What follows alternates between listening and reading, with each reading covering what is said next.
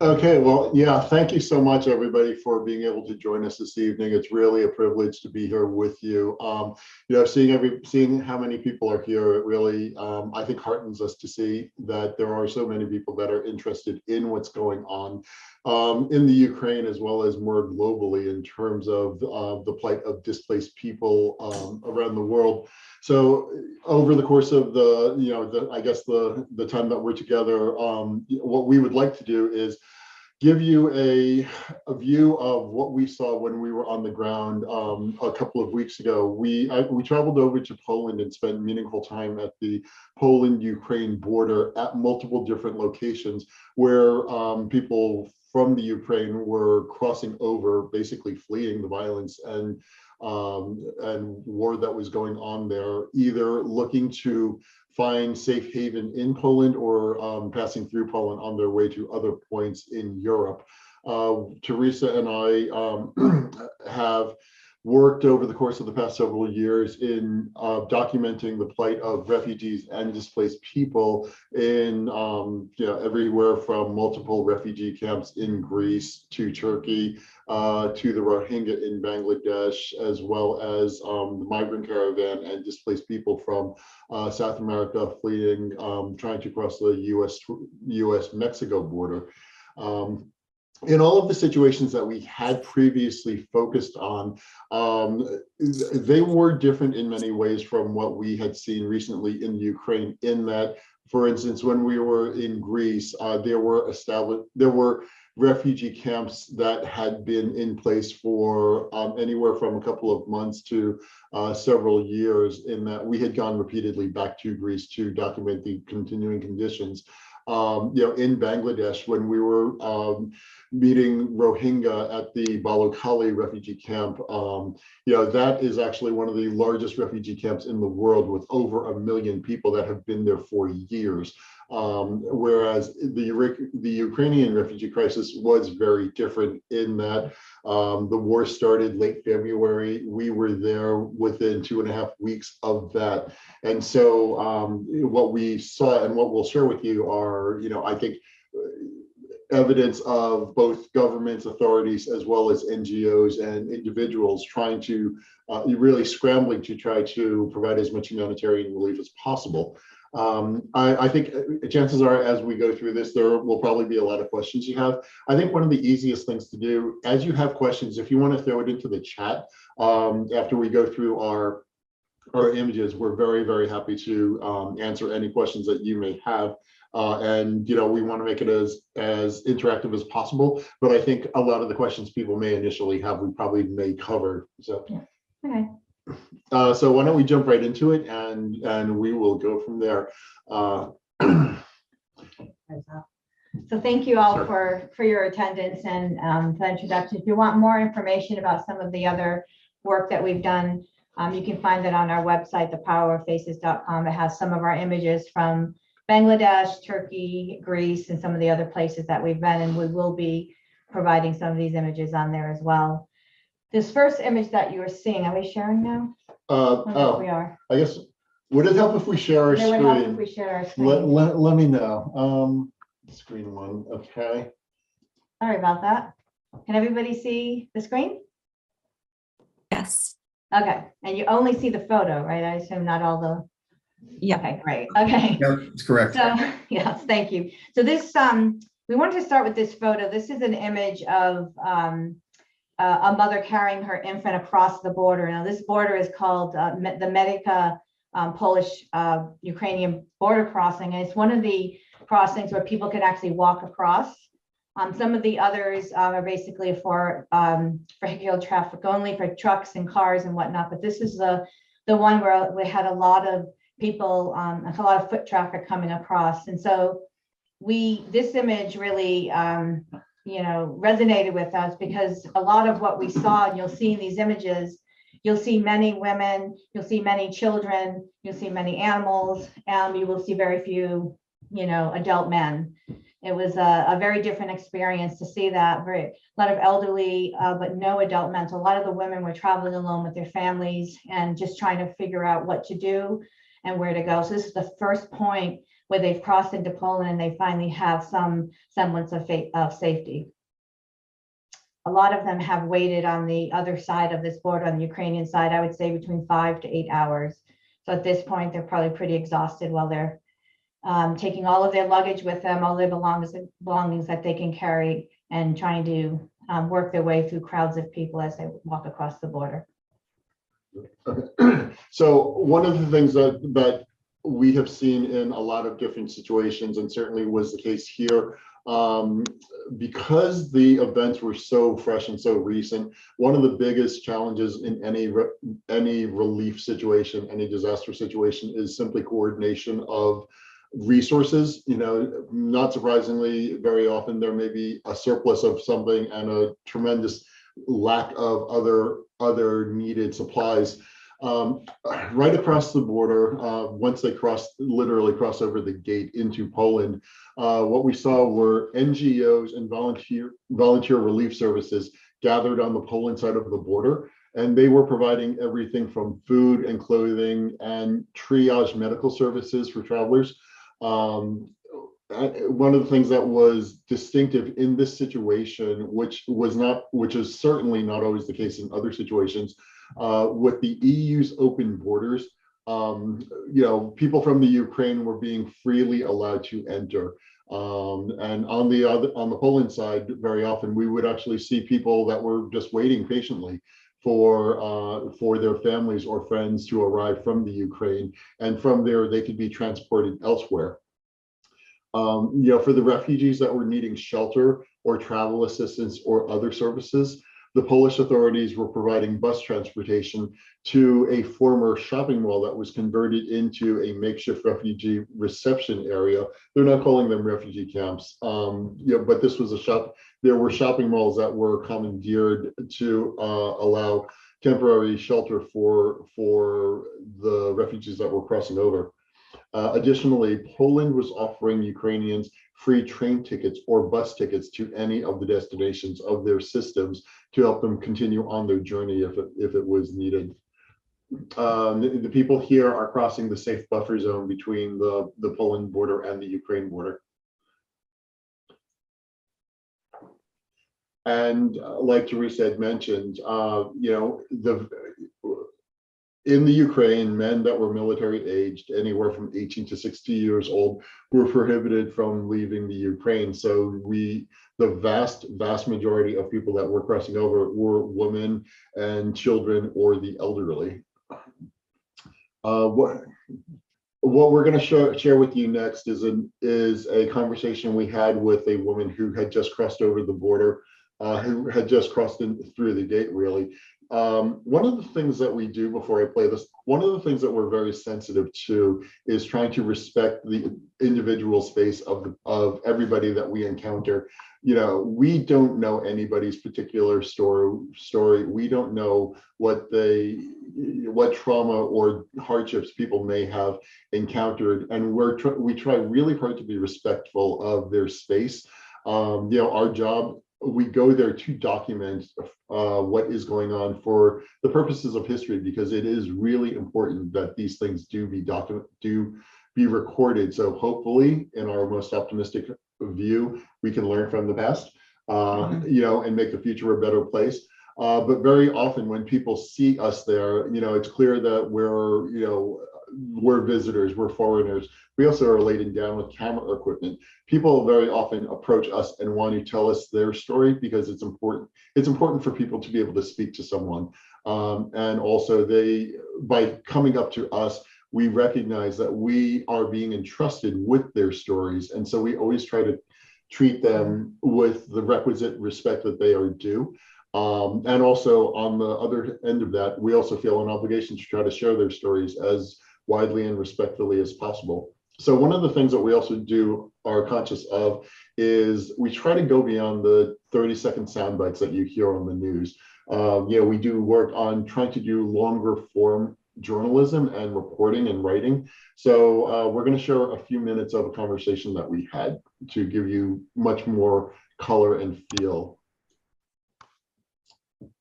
Tell me also if the audio on this gets drowned out, because sometimes that does happen with audio filter. Попала бомба. Наш дом разрушила. Мой сын нас с ребенком спас. У нас очень прекрасный город. У нас очень красивый город. У нас красивые дороги, у нас красивые зелень, у нас красивый церковь, исторический город. Наш мэр всегда заботился об нашем.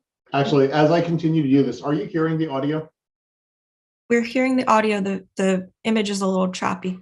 The image is choppy. Okay. Yeah, okay, but the audio is playing good. Okay. The audio is playing. Попала бомба. Sorry. Наш дом разрушила. Мой сын нас с ребенком спас. У нас очень прекрасный город.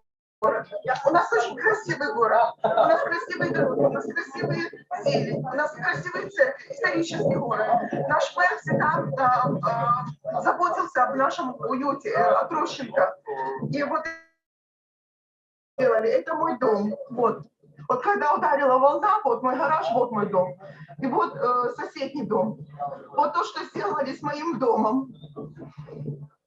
Это соседние улицы. Вот, это откуда я приехала. То, что сделали с нашими это.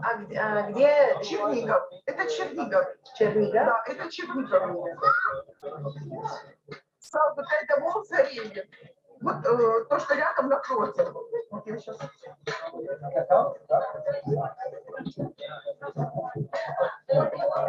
это когда я выбегала. Wait a moment. I think here will be easier. Это все разрушалось. Эта бомба летела, это все горело. Это было очень страшно. Это не просто, мы не смогли все пофотографировать. У нас не было ни света, ни газа, ничего у нас не было, абсолютно ничего. Наш мэр старался, чтобы у нас хоть что-то было, хоть газ, хоть свет, хоть вода. У нас то воды нету. Но мэр старался, чтобы у нас хотя бы вода была. Хотя бы это, чтобы я могла ребенку, ну вообще. И они бросали бомбы по нашим детям, по таким маленьким детям. У нас нету, мы не военные люди, мы мирные жители. У нас прекрасный город, мы доброжелательны. Наш мэр всегда старался, чтобы у нас был туристический город, чтобы это было все красиво. У нас прекрасное учреждение. У нас очень хороший город. Я очень расстроена, что его разрушили. Его полностью разрушили. Там очень много разрушений. Очень много. И мне, Hey. мои родители строили, они старались. Ты знаешь Польшу? Нет, я не была. Это первый раз? Да, я первый раз, я украинка. Я, понимаете, я патриотка. Я патриотка, я поеду, заработаю деньги, я приеду сделать потом. Мой муж остался защищать Родину. Там ребята очень много делают для того, чтобы мы в Украине жили более мирно. А как называется, как имя твоего ребенка? Дима? Да, Дима. Дима. Дима. У нас очень приятные люди. Очень доброжелательные. Слава. 17 years. How many years old? 16? 17. Слава нас вытащил с разрушенного, когда это была волна, нас Слава с ребенком вытащил. Он среагировал правильно. И рядом там сбили самолет, и в самолете были бомбы по 500 килограмм. И самолет сбили, и это от нашего дома 500 метров. Если бы этот самолет бросил бомбы, вы со мной бы не разговаривали. Это очень страшно, это очень страшно. И мне очень жалко, что мой город разрушают. Мой город прекрасный, и очень красивый.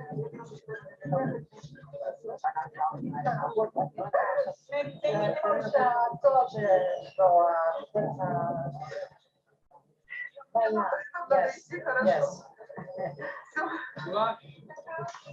Польша тоже была разрушена.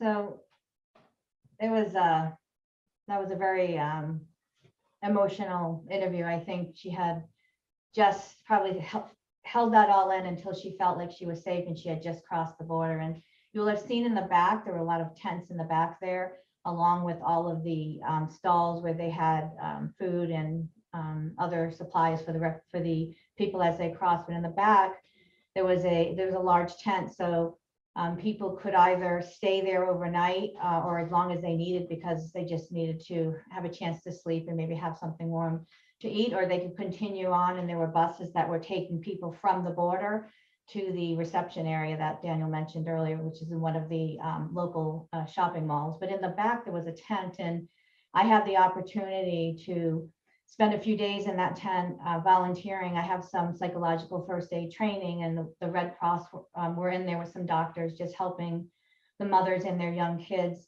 giving them, medical supplies and medical help, and just being able to rest. And one of the things that really helped, and what I learned through my training, is letting people just talk, tell their stories, and just being able to just vent and then feel safe. They have to handle it in whatever way works for them. So this particular woman really needed to let people know what happened to her and her children, and many others are like that too. So we spent hours and hours in the area just playing with children, giving their mothers a break, because they were basically on call 24/7 now, being without their significant others, and just making them feel like they're not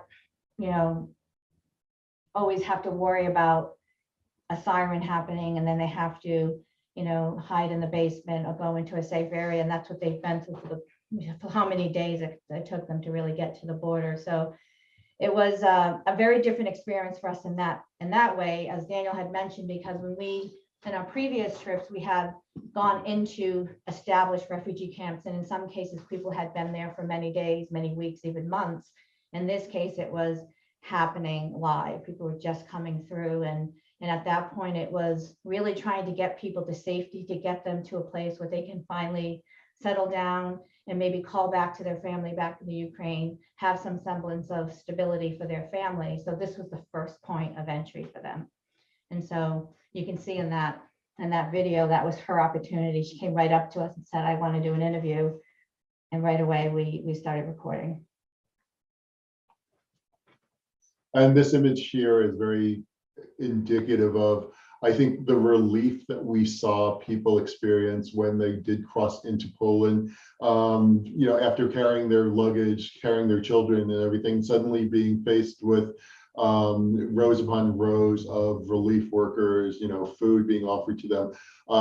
Baby formula is precious no matter where you go. That was one of the things that we saw consistently: baby formula and diapers.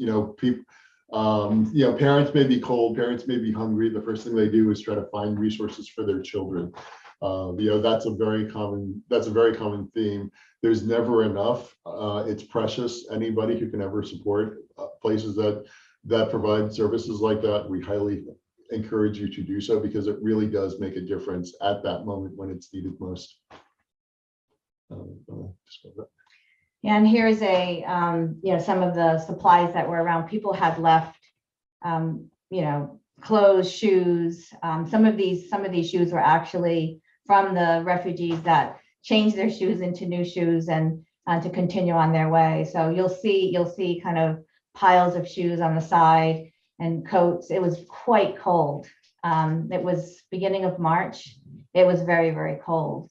The wind was just ripping through, so it was quite chilly. So, the ability to have scarves and gloves and warm boots was very precious to people as they were walking across and possibly staying in tents for a while before they found the place to stay that was warm.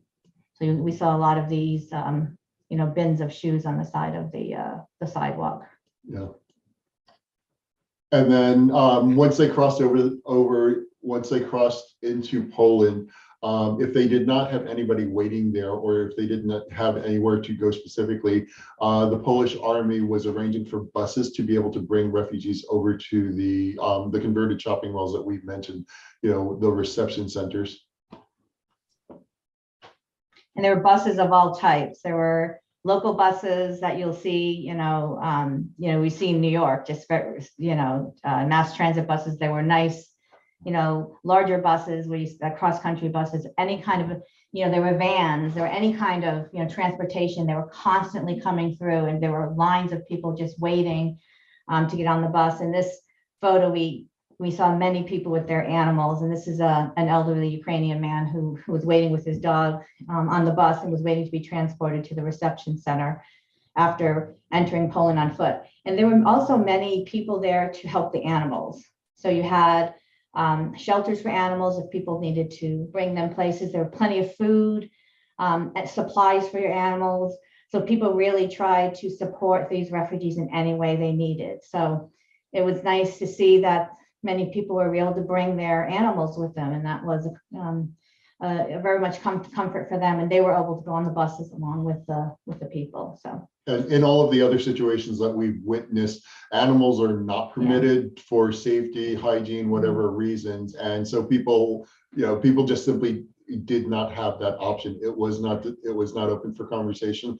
If they wanted to get on a bus, if they wanted to get on the boat, whatever it was that was going to try to ferry them to the next location, animals just were not an option for anybody. So and as many people know, animals are family members to a lot of different folks out there.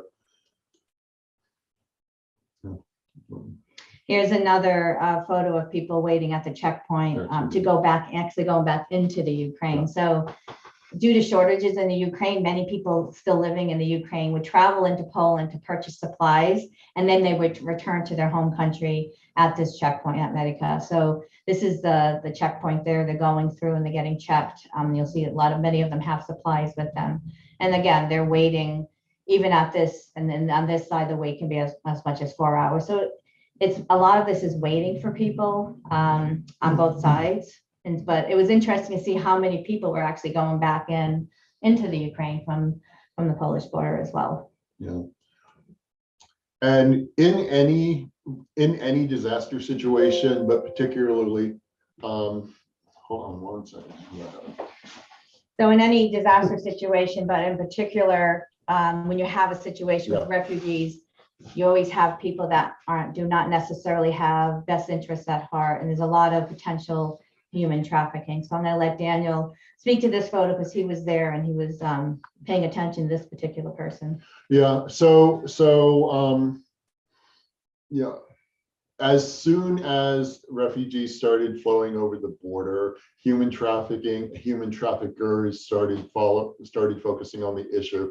We call it an issue. For them, it's an opportunity, which is just horrible on so many different levels. In any disaster situation, that's an issue. With refugees and displaced people, it's more of an issue. With women and girls and children, it is more of an issue. So unfortunately, the spiral of horribleness just continues deeper and deeper. One of the things that we saw here was groups trying to raise awareness of what human trafficking actually is and how it can take place. So for instance, at some of the relief centers, they did start having signage of don't go into or they did start registering people who could be drivers to help transport refugees from one location to another, but those individuals would actually have to be registered. They'd provide identification, to the organizers, so they were vetted at least at some initial level. And then people who needed transportation were being told, take a selfie, you should take a selfie with your driver and send it to somebody so that they know who you left with, only go with registered drivers, things of that nature. But there's a lot of room for miscommunication or confusion, or just, if somebody has bad intentions, they are very, very skilled at getting people to do what they want. And on the flip side, there are people who are good, who are well-intentioned, who just suddenly feel, I got to go do something. I can go drive people. They arrive at the border. Perhaps this person here, we're blocking his face because we have no idea what his intentions are, good or not. And so certainly don't want to condemn him without having any evidence. However, there were a lot of people like him who are standing there with a sign offering to take people wherever they are going to go, wherever they might seek to go. his sign here translated says, "Need passage, 4 people to Germany. The village is not far from Chemnitz, with a population of 230,000. There is an apartment free of charge." There are many situations like this that refugees may face. People are desperate. People are hopeful that they may be able to find a better situation for themselves. But unfortunately, it creates tremendous opportunity for human trafficking and sexual trafficking for vulnerable people. So this is a photo of the train station in Chesme, which is the nearest town to the Medica border crossing. And many of the people who wanted to go elsewhere in Poland, like the Warsaw, or also go elsewhere in Europe, this is the train station that they would catch their trains. And this is where they would start their journey. It is, small train station in a relatively small city. It was packed from end to end. And so this train station, again, is about 13 miles west of the border. And like I said, most people, this is their first stop in Poland after traveling from their cities and towns in Ukraine. As Daniel mentioned earlier, Poland was offering free rail tickets to Ukrainian destinations both within Poland and elsewhere in Europe. There were many relief services even at this station, as well as other reception areas, and they've provided free SIM cards and other supplies for the refugees as they were going on their journey.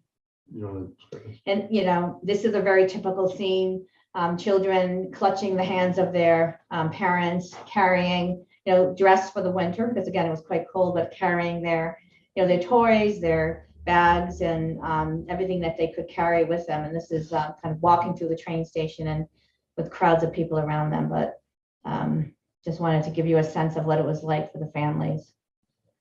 And here we have an elderly woman who arrived in the Ukraine. She's being helped up the stairs to reach the arrival platform at the train station. And again, this is in Chesme.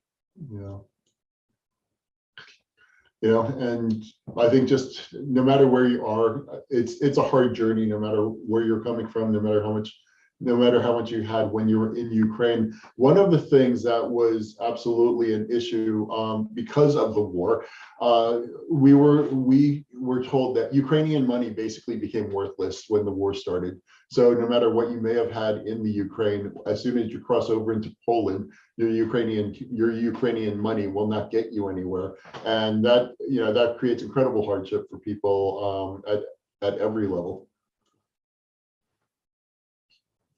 And then this is another scene from that very packed train station.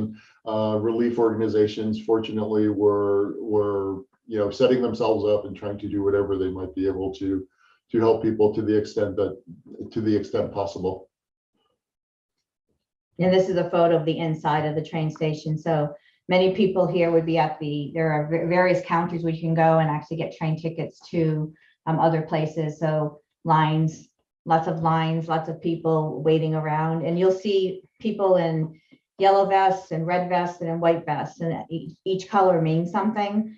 The yellow vests are the volunteers, the red vests are usually somebody of authority or medical, and the white vests were psychosocial support. So people that were there in case people needed somebody to talk to. And there's also an area where it's only women and children to kind of keep them in a safe area. And that was set off on another side of this building.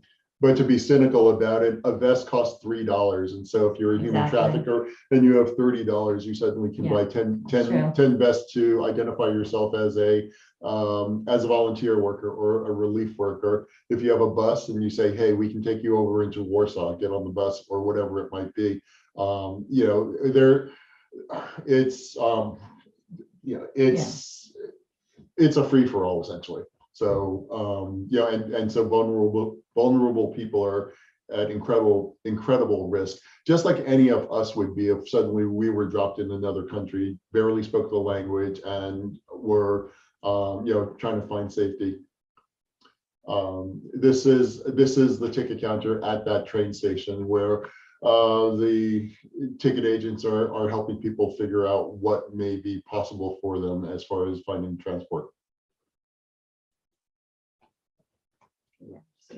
And at that train station, you know, this mother and daughter caught our eye. You know, in all of the crowd of people rushing every which way, you know, holding their children, you know, with their dogs, with their luggage. You know, we saw this woman kind of walking slowly through the station with her daughter, you know, very caring, very protectively helping her move along. We spoke to them for a moment, and the older woman's name is Ludmila, draped in the Ukrainian flag. This picture was taken on March 18th. You know, so it really, you know, it was just about just slightly over 2 weeks after the war started.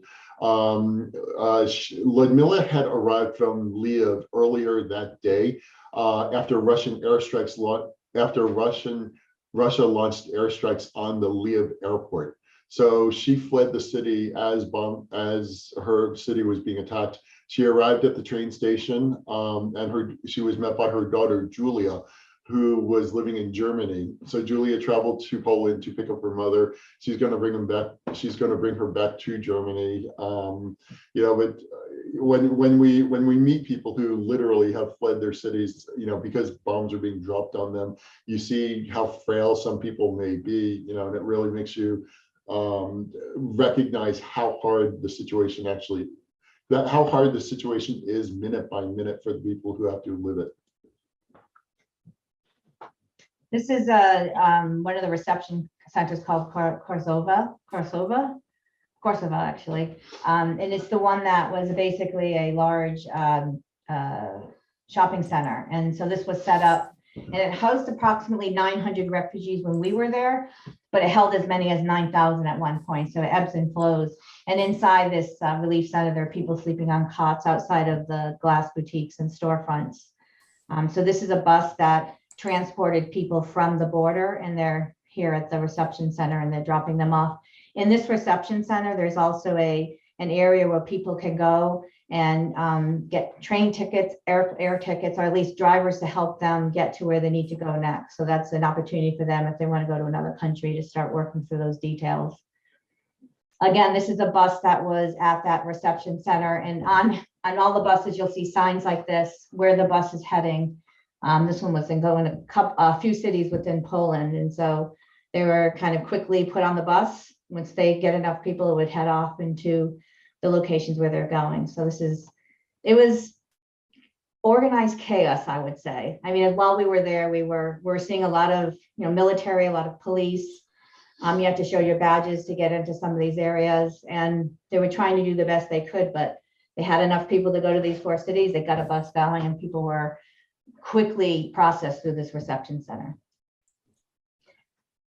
This photo actually struck me the most. I heard about this before we went to Poland, about a lot of the Polish mothers leaving strollers and other carriers for the babies outside train stations. And this is kind of what it looked like. You'll see, many people maybe weren't able to bring all of the, their supplies for their children. So you see this a lot. You'll see, if you carriages, strollers, you'll see some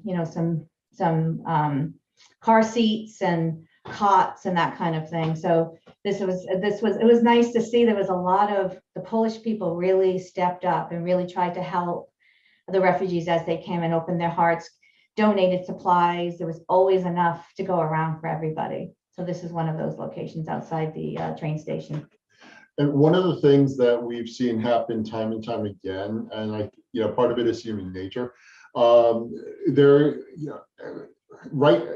now, there's a tremendous amount of empathy and sympathy for people fleeing the Ukraine. There's a lot of relief services, a lot of money flowing towards helping refugees, and that's absolutely wonderful. The real challenge is how long will that last?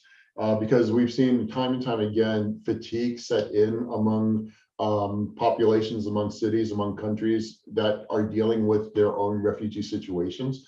Part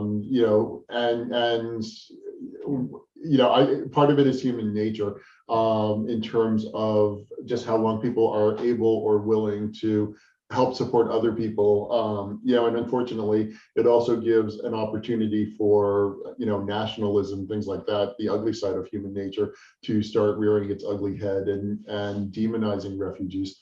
So it's great. It's wonderful to see the support here, and hopefully it will last as long as necessary, whatever that may mean. Kind of another indicator of outpouring of support at this train station. It was actually kind of weird and surprising to see, along with the station police, this, I guess, is the station mascot going around and greeting, trying to bring a little light to the children that were there. The parents were exhausted, and so anything that can distract their children, make them smile, was absolutely a welcome relief. So this is actually the bus station in Warsaw. So we did spend a few days in Warsaw where they had some facilities set up. So this was a bus station that was receiving buses from the Ukraine, and people are picking up supplies as they go through. So clothes, again, it was cold. So plenty of sweaters and jackets and that kind of thing, but constant people coming through. Shoes, again, this is again outside the bus station. So a lot of volunteer organizations, there were tremendous outpouring of support. So you'll always see, a number of tents set up, people being able to get clothes for their kids. Again, this was outside that bus station, and people were able to catch transportation by cars at this point as well. It wasn't as organized as other places. It seemed like anybody was going into cars, and not being able to speak the language. We're hoping that people were going in the right place, but there were a lot of authorities around. They were directing people. Again, it was a lot of people coming through. Yeah, very chaotic. Very chaotic. Chaotic night and day, nonstop, because there are constantly more trains or more buses arriving at locations. And people want to get out as quickly as they can, if they have somewhere to go. So Theresa's much more of an animal person, so I'm going to let her describe this scene. I spent a lot of time with the animals. There was a group out of, and this really struck me, and I'm sure you've seen some of this in the media as well. Groups out of different countries that were going into Poland, going to the Ukraine to get animals that were stuck in shelters. So they were left behind and were not being fed, and maybe people had to leave the animals behind. So there were buses and trucks of animals that were brought over by these groups that were trying to find homes for them. In this particular place, this dog is he has an owner. And so what I was saying before is you'll find these little locations wherever you go, train stations, bus stations, at the border, where there's places you can bring your animals. They have extra cat carriers if you have a small dog or cats. They have leashes, they have food, they have toys, they have water. Everywhere they have it set up. So this woman had her dog, and the volunteers offering him some food. And at that same bus station, here, refugees were gathering around a makeshift charging station for mobile phones. Which, if you think of it, is one of the things that we take for, well, it's one of those things that's easy to take for granted. But without having a working mobile phone, people don't have access to, number one, information about what's going on back in the Ukraine and with their families and loved ones and friends. They don't necessarily have information on what in the world they can do wherever they may be and where they might be able to go. So, the value of having a working cell phone is incredible. Fortunately for people who are coming into Poland, the cell carriers were offering free SIM cards for them. So, one of the things that we heard, which kind of made us appreciate how important it is, as soon as they got into Poland, the first thing that people want to do is let the people who they left back in the Ukraine know that they have arrived at least. So being able to be handed a SIM card and having somebody set it up for you, is an incredible gesture. And it's things like that, when you have to undergo a situation like this, where you start to really appreciate I think the luxuries, the conveniences that we have, that when you do not have them can make your life so much harder. Here at the train station also, we met this grandmother who is traveling with her daughter and her granddaughter and the family dog. Sitting in the Dwar bus station. They were there for 2 days. Initially, when they had arrived there, they wanted to go to Finland because the grandmother requires specialized medical treatment. But when they tried to board the bus to Finland, the bus driver refused to allow the dog on the bus. So they decided not to board. When we met them, they were there for 2 days, and they were hoping to go to Vilnius, Lithuania, which is kind of close to Finland, but certainly not in Finland. But they wanted to go there because they figured it would get them closer to the ultimate destination. We met them at about 4 o'clock in the afternoon. Their bus was not going to leave until 9 o'clock that evening. When we met them, they did not know whether or not they were going to be allowed with their dog onto that bus. They wouldn't know until they actually tried to board the bus. So they were just sitting there hoping for the best. This is the Torwas Sports Arena in Warsaw. So this is a very large building that was converted into a 500-bed refugee reception center. And so at the time we were there, again, I think there were maybe more than 500 people there, but I think it would be able to, house even up to 4,000, 5,000 people. The head relief coordinator of this center was a retired Polish Army colonel, and he really ran this place like clockwork. He gave us a tour around the facility, and it had a food area for food, it had clothing, sleeping areas, travel area, like you get travel advice, and so there are different rooms you can go in. They also had a room for psychological services. They had a kitchen area where they were preparing food. It was really, I was impressed with how well it was run, and some of the other places we've seen that had similar places like this were not, definitely not as comfortable. So this was, at least people would maybe stay here for more than a few days if need be, but they had more services in this location. As long as supplies last. True. And as long as funding lasts. True. So this was it's surprising for us to see. This is right outside of the arena, actually, at the parking lot of the arena. And here we actually met drivers from the Portuguese embassy in Warsaw, who were coming over to donate fresh fruit and vegetables to the arena. When we spoke to them, they said that they had actually been coming over the past several days with donations that they could bring, and the drivers themselves actually were buying fruit and vegetables now with their own money to be able to bring there. And this fresh produce was definitely a hit. As you can see in this next photo, people were excited to get, some fresh food for their families. Yeah, there's definitely a scramble for it. And then in downtown Poland at the central train station, in downtown Warsaw in the central train station, very similar situations. People are arriving, and relief services were put together as much as possible. Again, general confusion, general services around, to the extent that people are able to figure out where they can go. There's a lot of struggle in general. Here's another relief location offering water and packaged food.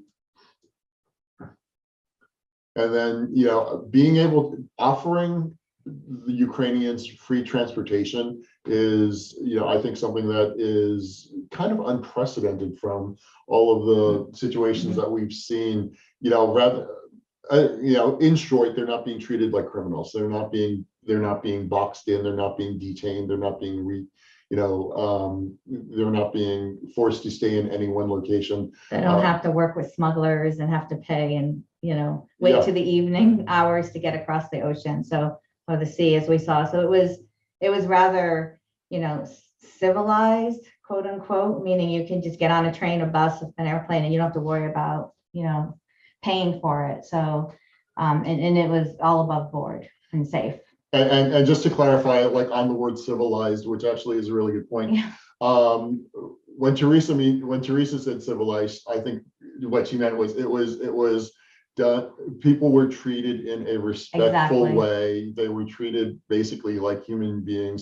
Like one of the things that has come out of the way the Ukrainian refugee crisis has been described relative to other refugee situations, you know, and it's very telling. We're not going to go into it. You form your own opinions, but you know, a lot of other situations have been described as, you know, not whatever, like not being civilized, not being first world, whatever it is, you know. So I think there was a distinct,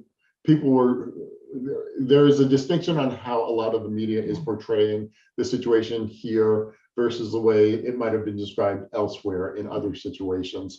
That's the whole other thing.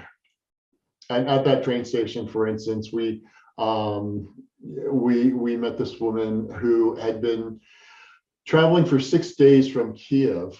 Actually, she was traveling alone. She was 86 years old, and she, you know, she was waiting at the trains. She finally arrived at the train station in Warsaw and was waiting to continue on with her journey.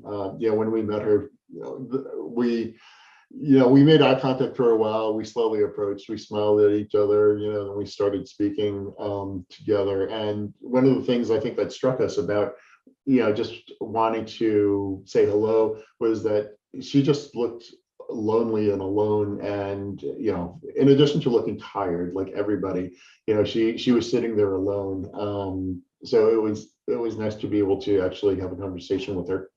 Do you want to describe the next one before we go into it? Yes. So we're going to end on a positive note. The next video we're going to show you is of a back at the border, the Ukrainian-Poland border, that we met a young German, a man who had brought his traveling grand piano, and he set it up outside where the refugees were coming through, and he was just playing beautiful classical music nonstop. I mean, the whole time we were there for hours and hours, we'd always hear in the background just beautiful music playing. And he sat there and had his gloves on, and it was cold, as I said, and he just played and played and played. So we want to share some of his music with you as we end the presentation.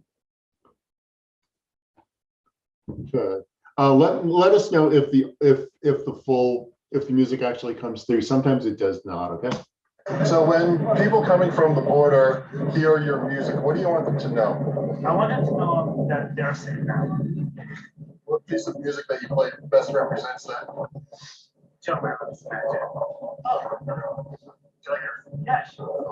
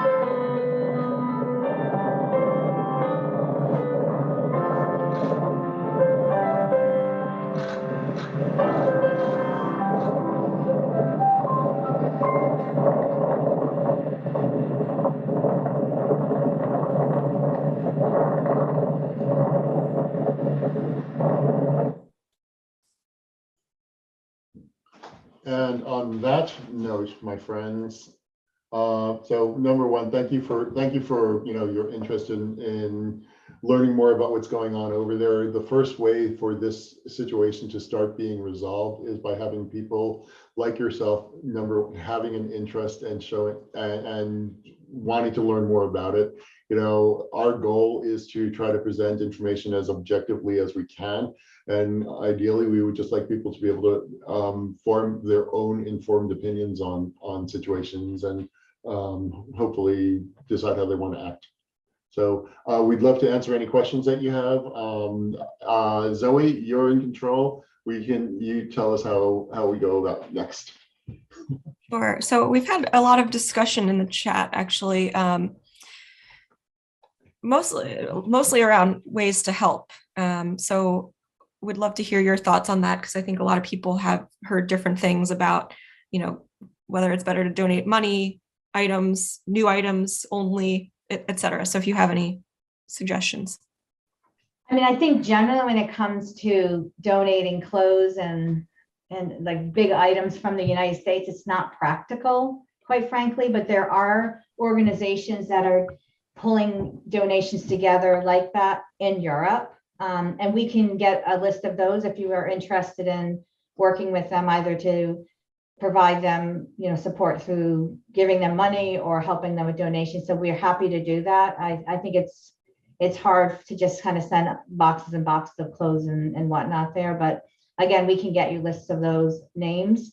I think another area that would help if you do have those kind of things are people coming into the United States. So there are refugees that are making their way here, and they will need items as they resettle in the United States. So I know that there are a lot of refugees coming in, of course, through the southern border, and I know they're finding places in California, but we work closely with some organizations in New Jersey, anyways, from the New Jersey area or the Philadelphia area that do a lot of resettlement, and they could use these kind of supplies as they have people come in here. So we're happy to provide information, and Zoe, maybe we can get that to you and you can get it out to your members as well. Yeah, that would be great. And I think Christina Cole, she shared some link to some vetted organizations that, so I can send that out as well. That's actually a very good list. I saw that previously. Thanks, Christina, for sharing that. That's actually a very good list for how you can donate. Donate funds. I just want to add, I want to have a little commercial for one of the organizations that helped us while we were on the ground. It was one of the big organizations that were providing food. It's a worldwide, what was it called? The kitchen, worldwide kitchen. Worldwide kitchen. Worldwide kitchen. I'm telling you, they did so much, and there are big organizations throughout the world, but they were everywhere. They were in every location. Refugees were coming through, and they had hot soup, and they had food, and they had places to sit and really just unwind. And so that was one I actually donated to them directly because they were feeding their volunteers as well. So logistically, they were very well put together. It appeared from an end user standpoint. So just looking through the chat here, I do see there's a lot of conversation about donating things versus money, and it's really admirable that people want to donate things that they can. And I think the question, like, why can't we just send things, is looking at it from a logistical standpoint, like donating 3 blankets to somebody who has to organize 3,000 blankets, it's just not logistically efficient. And so, while it's well-intentioned, it probably, it really probably does divert time and energy and resources and manpower to try to sort through things, as opposed to being able to donate so they can buy a pallet of whatever it is that they're looking for and get that on a transport plane that can get onto a truck, that can get onto a location, that can then get distributed at a warehouse. So in terms of what can you do that's most effective, I think sending dollars to well-organized groups is how you can really make an immediate impact that will flow through the system. And we were reading some articles about people that were booking at Airbnbs in Ukraine, and that was providing money for the Ukrainians in the Ukraine. So there are other innovative ways to help people directly because, you know, they need money. I mean, you come across, especially they're coming across the border and they don't have Polish money. They're not able to, you know, quickly use their Ukrainian money. It becomes a problem. Yeah. Christina had put an interesting question in there. Heard that Russia is cutting off the gas pipeline to Poland and wanting to know if you know anything about the expected impact on refugees. I don't in particular, I don't know if you do, but I do know when we were in Poland, we had a person that was kind of our driver and our translator from Poland, and she was giving us kind of the perspective of the Polish people. They're very worried, very, very worried about this because of the impact. They're right there, you know. So I know that they were cutting off gas supplies to Poland and some of the other countries around the area. So there is definitely a concern about the impact there. And yes, I can imagine there would be an impact on the ability of refugees to maybe, you know, find their way into safety. I can't, you know, it seems like this may go on much longer than we hope. And there would probably be fatigue setting in. So at some point, will there be kind of some backlash? Who knows? I mean, you see it a lot, but we're talking about, I think when we came back, there were 10 million people displaced and about 4 million refugees. Of the 10 million, 4 million refugees that had actually crossed the border. I think that is definitely up much higher. And I think 10 million was a quarter of the population or something like that. It was quite a huge number. I think with the Syrian refugees, I don't know if they had more than maybe 3 to 5 million maybe refugees coming from Syria that are still outside of Syria. So it's a big number. It's a very big number. So I think that's something we'd probably want to do some research on to see, but I can't imagine there wouldn't be impact on the refugees. Yeah, most definitely. Probably indirectly. And just to clarify, Robert, your question, are there other people that do this work? Which work are you, I'm not sure which work specifically you might be referring to. Work that the two of you and your small team do. Oh, As far as taking pictures and, I mean, documenting and giving faces. in their own way, there most definitely are people who are trying to raise awareness of you know, the plight of displaced people. You know, whether it may be a specific community or if it's more global, you know, we are focusing on you know, refugees around the world because it is a worldwide problem. You know, I guess the short answer is, yeah, there are a lot of people out there that are doing things in their own ways. I think just given our capabilities and what we seem to be effective in, you know, we're going about it in a particular way. I think actually as a husband and wife team, you know, we're able to, I think, use that very well to be able to get access or enter into situations that, you know, me as a male, there are situations that I'm just not welcome in, or I would not be additive to, and same thing vice versa for Theresa. And so together, I think we actually are able to, you know, I think connect with a lot more groups than either of us would be able to individually, you know. And so I think that certainly helps in terms of the lines of you know, kind of the lines of connections, the relationships that we've developed over time with people, or, you know, how maybe easy it might be for somebody to be willing to welcome us into their home or into their tent.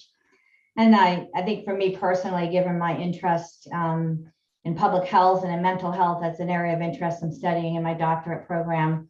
I'm very much interested in humanitarian health, particularly mental health, psychological first aid. So I'm investigating that a little bit more as I go through these trips. We're actually looking at environmental refugees as another area that we're going to be investigating. So we're beginning to plan for our next trip, which will likely be one of the island countries in the South Pacific that are basically sinking. You know, they're just not able to remain viable. And so people are being forced to leave, entire countries of people are forced to leave. So we're going to focus on environmental issues as well. But I have a particular interest in that, you know, the PTSD, the psychological first aid, that if you can effectively do something there and start working through it with people, you can have a lasting impact and help prevent long-term issues. So people need to be able to have their mental health looked at as well as their physical health. So that's an area of interest we'll be exploring a bit more. One of the questions was, are copies of our images shared with the subjects? The answer is yes, actually. So I guess also, Robert, to your point, one of the things that we tend to be good with is logistics. I don't know why, but you know, being able to, over the course of multiple tours, like we've kind of, we've developed our best way to be able to set up makeshift studios in refugee camps, where we take photos. Well, we do two things. You know, we don't always want to take. We don't always just want to take pictures and leave. You know, so we take photos, but then we give printed pictures to the people whose photos we have taken, and we ask if we can have their permission to share their photos with the broader world to help tell their stories. The vast majority of people that we meet actually say no, they don't. They would prefer not to. You know, and we respect that 100%. And there are any number of good reasons why somebody does not want to have their photos shared. Either it's because in a lot of situations, like you know, they have family back home in that hostile environment where their family may be at risk. You know, people who fled are still at risk. Some people actually are actively being sought by threat actors. You know, and they're just trying to stay alive. You know, the last thing in the world that they want to do is have their photo printed or published anywhere. So we actually are very, very careful with having written releases from the people who allow us to share their photos, because it's important for us to know that they understand that we would like to share it. And, you know, we make no pretenses about anything. You know, we want them to be comfortable with it. You know, ideally, we'd love them to be proud of having their photos shared. And that is the case a lot of the time. But of the, you know, within our website, we have, we probably have a couple hundred portraits of people whose photos we have taken, but we have distributed thousands of photos at this point to across all the tours that we've done. We did not do that in this case. We did not set up our particular Power Faces kind of studio or ad hoc studio. It wasn't that type of trip. The way we, in this case, did not distribute any printed photos. Yeah. And then does race make a difference here for the Ukrainian refugees with this movement versus those from other locations and times? Why don't you answer that one? You know, I tend to be an optimist, and I don't like to talk about things that necessarily are very negative, but it really struck me on this one, how different it was from some of the other places we have been, where, you know, you didn't have, you know, there's definitely some things going on there with race comments people were making, because there were, I guess in Europe, there were a lot of gypsies. I mean, it's, you know, people that, you know, live in communities and whatnot. So there were gypsies coming through, and you could just hear people making comments. It never occurred to me, like, these are gypsies. And it was just strange. It was very strange for me, the way that they were kind of ostracized in some way. Yeah, they most definitely were treated. They were treated very differently. Second class or lower citizens by people that you know, Yeah. we were speaking with. It was very disturbing to me. But yes, there's definitely a difference in the way these refugees were treated. Now, I think everyone needs to be treated, whatever situation they're in, humanitarian situation, they need help regardless of those kind of things. I did see a difference in how people are treated. Yeah, absolutely. And you know, Theresa and I have been working together as a photo team for about 20 years. You know, prior to the global refugee crisis happening in 2015, we had spent a lot of our focus on women's and children's issues and the alleviation of poverty. Excuse me. And so when, you know, when the refugee crisis happened and there were women and children so affected, it certainly brought us into it and made us pay a lot of attention to it. But I think the thing that started the Power of Faces effort was the, you know, I guess the best way I can describe it is we got pissed off because we saw that refugees and displaced people were being demonized, and, you know, either by interest groups or by certain kinds of politicians or by whatever, you know, whomever it might have been. And inherently, we knew that was incorrect and unfair. So, you know, help people just look into the eyes of somebody that they don't know, look into the eyes of a stranger, and realize that just because a man from Iraq is military aged and he fled his country to save his life, you know, he's not a terrorist with a suicide vest. Surprisingly, that conversation had to happen a whole lot more than we anticipated initially, over and over and over and over, which is, I think, what's kind of kept us so engaged and so involved in, you know, just what, at the end of the day, you know, we hope to be able to add constructively to the conversation around displaced people and help bring people into that conversation, because it has to be a collective answer.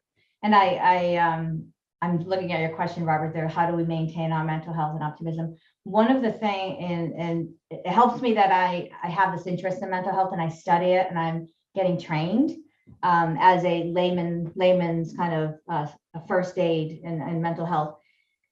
Definitely is something to pay attention to. And we're very, very aware. When we first started going out and doing this, it was really hard. I mean, we would have to unwind. It would take a long time. We'd have to spend some time somewhere and just get away. And when we come back, it was very hard to re-engage with people at work. Or I even found that this time it's less so. You just have to look at, first of all, you have to take care of yourself. We talk a lot, we debrief a lot, we ask how we always check in with each other. That's very important.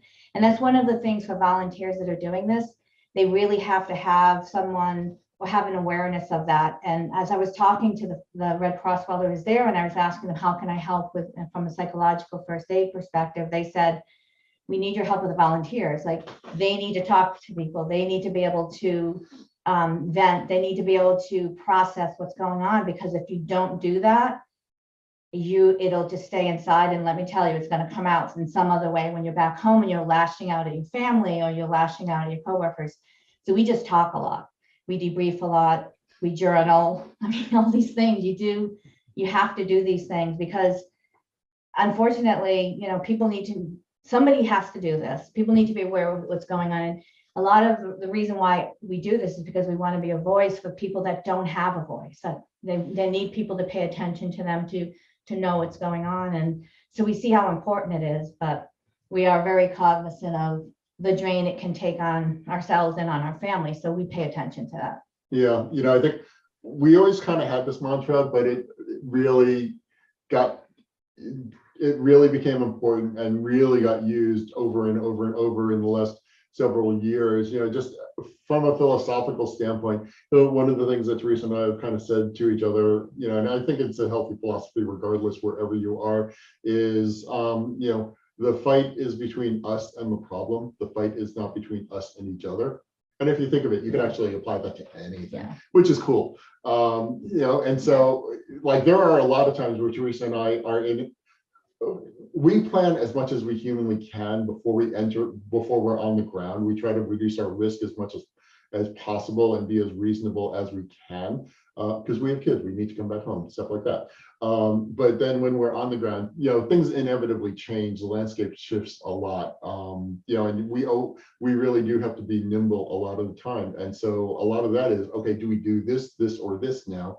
You know, trying to come up with what may seem like the most reasonable approach to it. And, you know, sometimes they're hard questions, like, do we focus on do we tell this story and spend time with, you know, this group or that group? You know, like, we can get pulled in a lot of different directions. And I think by remembering that, look, okay, our goal here is to try to represent what's going on as best as possible. Where can we be the most helpful or additive, as opposed to, well, you want to go there, I want to go there. You know, focusing on the issue at hand, I think helps us be really productive in that, and importantly, channel all of our freneticism and energy and you know, concern and worry into addressing what the issue is. So It gets easier over time. but then the situations keep getting harder, so I don't know what to tell you. I understand why Leslie wonders how you guys sleep, or when you're just saving your sleep for another 20 years from now or something. I don't know. Well, it's embarrassing. We have his and her coffee makers in our kitchen. We drink a lot of coffee. You know, you can get by in, you know, less than 6 hours. Theresa goes for quality, I go for volume. So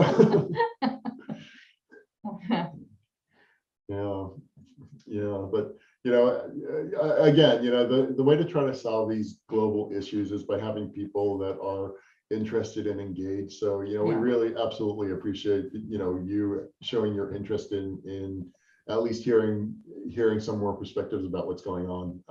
If any of you, you know, want to reach out to us directly afterwards, please feel free to. We're always happy to share information, you know, and, you know, keep fighting the good fight, everyone. And if you have any other people that you know that do similar things, are interested, please send them our way. We'd love to, you know, always meet like-minded people that are, you know, trying to raise awareness. Beacon is the premier executive networking organization serving the Mid-Atlantic region. To learn more, go to beaconforlife.org.